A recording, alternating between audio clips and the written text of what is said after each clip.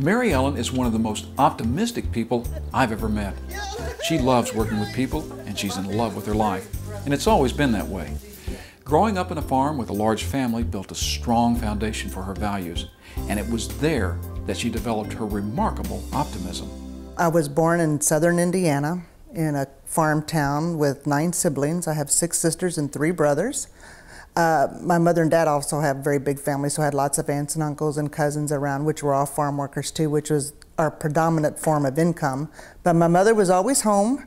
You know, she was never had a higher education, I guess, but she was always very wise and very loving and instilled in us, you know, with religion and our God and our faith. And I would say integrity. She was always very positive. The glass was always half full, not empty. She loved her large family and really enjoyed the social aspects of many of the farm's activities. Little did she know then that these would be the very characteristics that would draw her toward her career. A lot of our social things with my brothers and sisters were done around canning or farm work. You know, we'd go out in the fields and hoe all day and chat and talk. And then, you know, when the crops actually were harvested, then, you know, my mother like dump a couple bushels of peaches on the table, and we'd all sit around the table and peel peaches and talk and carry on, you know, while she'd be canning them. And so, you know, a lot of my life was around working in social life. So then when I kind of came into hairdressing, it was like I could work and be social at the same time. And I think that's probably why I like it so much. Mary Ellen discovered her calling almost by chance, but she knew she was on the right track because of the enormous joy that she experienced.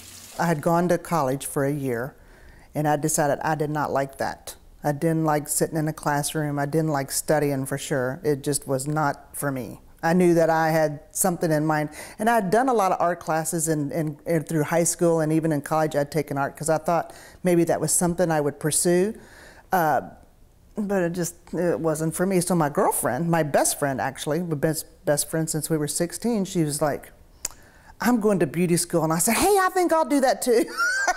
So I went to beauty school, and I was so good at it right from the beginning that, you know, you have to love something that you're good at. And so I realized that that was going to be my niche in life, because not only was I good at it, I really liked it. If you're asking me on a scale of 1 to 10 how much I like the profession that I'm in, I would have to tell you a 50, because I love it. I love it, love it. You know, it's something that I don't ever think, oh my gosh, I gotta go to work. Because to me, it's like fun. You know, it's always fun. My clients are awesome. You know, and they're so much fun to see and to be with. And then I get to do their hair and make them look better. And then it's a very rewarding job. You know, all day long I get told how great I am. Which I love that too. Of course, everyone wants to find the kind of joy in life that Mary Ellen has found. So I ask her, what do you need to do to find this kind of passion? I feel like if you're doing something that is your purpose in life, that the payoff would come. So if someone called me, like, you know, they're doing like you know, they're making like hundreds of thousands of dollars in a sales job, but what they always wanted to do was teach school, I would tell them to teach school, because, you know, even if you're teaching school, it may not be a great salary to begin with, but if you love it, you know, that's going to be your payoff in life. I feel like you have to be on purpose to get the payoff. So, what is your calling, Mary Ellen? So I would say my calling is listening to the people and letting them get off their chest what they want to get off, and have a safe haven for them to know that it's not going to be spewed around to their family or to their friends or to anybody else. You know, they always say, oh, you're like a psychologist, you know, you listen. And, you know, and really it is. I listen a lot. And, you know, I had someone tell me you should listen, you have 2 ears, you should listen twice as much as you talk.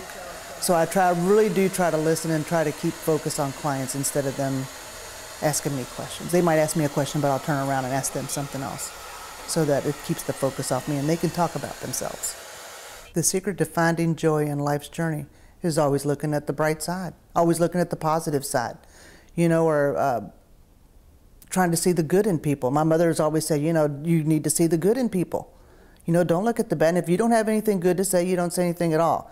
You know, so I think as long as you're a positive person, you know, I think a positive attitude is paramount in life. I mean, for everything. I always say, you know, I tell my friends, I'm lucky, lucky, lucky. And they say, how can you keep saying that? I said, because I am. I always get the parking space up front, you know, because I know I'm going to. You know, I'm positive about things. I always have a very positive attitude about life, period. Baby boy, whoa. Yes, Mary Ellen has found her calling. And her clients, well, they're fortunate not just because she's a great hairdresser, but because she truly cares for them. What a wonderful demonstration of what it means to live a life that we can say is a joyful journey.